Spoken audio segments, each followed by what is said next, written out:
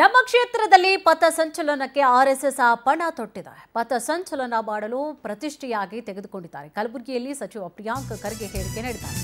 ನಮ್ಮ ಕ್ಷೇತ್ರದಲ್ಲಿ ಪಥಸಂಚಲನಕ್ಕೆ ಆರ್ಎಸ್ಎಸ್ ಪಣ ತೊಟ್ಟುಕೊಂಡಿದೆ. ಪಥಸಂಚಲನ ಮಾಡಲಿಕ್ಕೆ ಅಂತ ಹೇಳಿ ಪ್ರತಿಷ್ಠೆಯಾಗಿ ತೆಗೆದುಕೊಂಡಿದ್ದಾರೆ. ಅಂದರೆ ನಾ ಕೊಟ್ಟಂತ ಹೇಳಿಕೆ ಪತ್ರ ವಿಚಾರಕ್ಕೆ ಸಂಬಂಧಪಟ್ಟ ಹಾಗೆ ಅವರು ನಾವಲ್ಲೇ ಮಾಡಬೇಕು ಅಂತ ಹೇಳಿ ಡಿಸೈಡ್ ಮಾಡಿದ್ದಾರೆ ಅಂತ ಪ್ರಿಯಾಂಕ್ ಖರ್ಗೆ ಹೇಳಿಕೆ ಕೊಟ್ಟಿದ್ದಾರೆ. ನಾನು ಎಲ್ಲಿಯೂ ಕೂಡ ಹೇಳಿಲ್ಲ ಆರ್ಎಸ್ಎಸ್ ಬ್ಯಾನ್ ಮಾಡಿ ಅಂತ. ಪಥಸಂಚಲನಕ್ಕಾಗಿ ಹಾಸ್ಟೆಲ್ ವಿದ್ಯಾರ್ಥಿಗಳನ್ನ ಕರೀತಾ ಇದ್ದಾರೆ. ಪತ್ರ ಬರೆದಿದ್ದೇನೆ ಅಂತ ನಮ್ಮ ಮೇಲೆ ಮುಗಿ ಬಿದ್ದಿದ್ದಾರೆ. ಆರ್ಎಸ್ಎಸ್ ರಿಜಿಸ್ಟರ್ ಇಲ್ಲದಂತಹ ಸಂಘವಾಗಿದೆ ಹೀಗಂತ ಪ್ರಿಯಾಂಕ್ ಖರ್ಗೆ ಮಾತನಾಡಿದ್ದಾರೆ.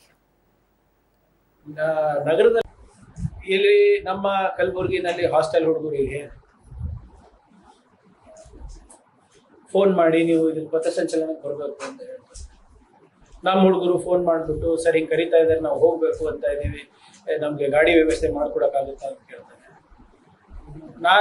ನಾನೇನು ಹೇಳಿದೆ, ನನಗೆ ಅವಾಗ ಗೊತ್ತಾಯ್ತು. ನಾನೇನು ಹೇಳಿದೆ, ನೋಡಪ್ಪ ಅವ್ರು ಯಾರು ಫೋನ್ ಮಾಡಿದ್ರು ನಮ್ಮ ಲೀಡರ್ ಮಕ್ಕಳು, ಭಾಳ ಬಡವ ಕುಟುಂಬದಿಂದ ಬಂದವರು. ನಾನು ಹೇಳಿದೆ, ಅಪ್ಪಿ ನೀ ಅಷ್ಟು ದೂರದಿಂದ ಊರು ಬಿಟ್ಟು ನಗರದಲ್ಲಿ ಓದ್ತಾ ಇದ್ದೀರಾ, ಹಾಸ್ಟೆಲಲ್ಲಿ ಓದ್ತಾ ಇದ್ದೀರಾ, ನೀವು ವಿದ್ಯಾಭ್ಯಾಸ ಮಾಡೋದು ಬಿಟ್ಟು ಇದೆಲ್ಲ ಹವ್ಯಾಸಗಳು ಯಾಕೆ ಮಾಡ್ತಾ ಇದ್ದೀವಿ ಅಂತ ಕೇಳಿದಾಗ, ಇಲ್ಲ ಸರ್ ನನಗೇನು ಗೊತ್ತಿಲ್ಲ, ಹೀಗೆ ಬರ್ತಾರೆ ದಿನ ಮಾಡ್ತಾರೆ, ಏನು ಕಳಿಸ್ತಾರೆ ಅಂತ. ಏನಿಲ್ಲ ಸರ್, ಸುಮ್ಮನೆ ಏನೇನೋ ಧರ್ಮದ ಬಗ್ಗೆ ಹೇಳ್ತಾರೆ, ದೇಶದ ಬಗ್ಗೆ ಹೇಳ್ತಾರೆ, ಅದೇ ಮತ್ತೆ ಏನೇನು ನಾವೇನು ವೈಯಕ್ತಿಕವಾಗಿ ಏನು ಮಾಡಬೇಕು ದೇಶಕ್ಕೆ ಸಮಾಜಕ್ಕೆ ಅಂತ ಹೇಳ್ತಾರೆ ಅಂತ ಹೇಳಿದ್ರು.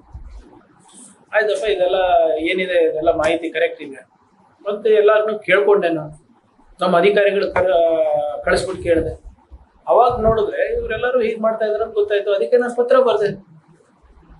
ಒಂದೇ ಆರ್ಗನೈಸೇಷನ್ ಅಲ್ಲ, ಇಂಥ ಯಾವ ಆರ್ಗನೈಸೇಷನ್ ಇದ್ರೂ ಕೂಡ ಸರ್ಕಾರಿ ಹಾಸ್ಟೆಲ್ಗಳಲ್ಲಿ, ಗವರ್ಮೆಂಟ್ ಏಡೆಡ್ ಇನ್ಸ್ಟಿಟ್ಯೂಷನ್ಸ್ ನಲ್ಲಿ, ಮೈದಾನಗಳಲ್ಲಿ ಮಾಡಬಾರ್ದು. ಅಕಸ್ಮಾತ್ ಏನಾದರೂ ಇವ್ರು